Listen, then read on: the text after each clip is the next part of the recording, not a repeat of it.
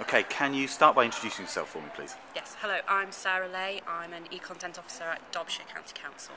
Okay, do you have a sort of favourite example of how councils are using social media that you'd like to talk about? I think the most recent example that we've got in Derbyshire is our coverage of the recent county council elections in June, where we offered real-time results. We offered quite an amount of information in the build-up to the results and polling day, giving people information about how to register, why they should vote, sort of cross-linking in with other campaigns about My Vote and the Electoral Commission.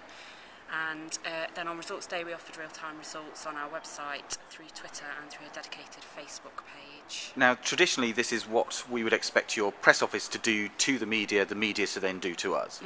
Exactly, yeah. I mean, from our point of view, we had three audiences really. We had an internal audience of candidates for the election and members who were standing again. We had two external audiences, the press, who were looking because we were quite a hot ticket on election day this year, and also obviously the public who wanted to get the information about who they'd voted for and whether that had made a difference. I mean, having organised local government coverage when I worked at the BBC, it's an expensive process, it's a cumbersome process, it's time consuming. So when you sort of said we want to do this, did people wince at the cost? What tools did you use? Well, from within the e-content team, we sort of planned out what we thought we should do or could do with the tools available to us. We had no extra budget on top of the normal running of the team, used our existing CMS and then built in Flash as well, and obviously Twitter and Facebook. Free to use anyway, so yeah, we just took advantage of those really. Tried to link in with our offline comms teams as well, who were doing campaigns around getting people to vote, and then obviously they were handling a lot of media inquiries. We had a lot of television up at County Hall on the day, radio, print as well. And did you get any sense of how people were using this stream of information? Yeah, we were, particularly on Twitter and Facebook. I mean, people were coming to our site and we had a virtual chamber and a county map that coloured in with the seat of the winning candidate as and when the seat was declared, with comparison to the previous elections results and the extra information about turnout, spoiled papers, etc.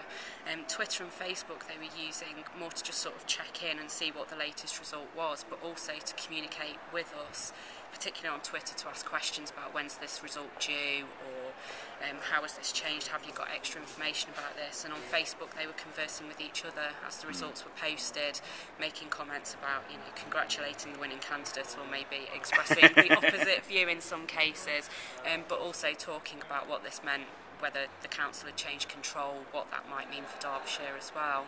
And certainly people were using all of the platforms that we'd provided, the website, Twitter and Facebook, but also had their televisions on in the background, so we're watching our coverage being shown on the television as well.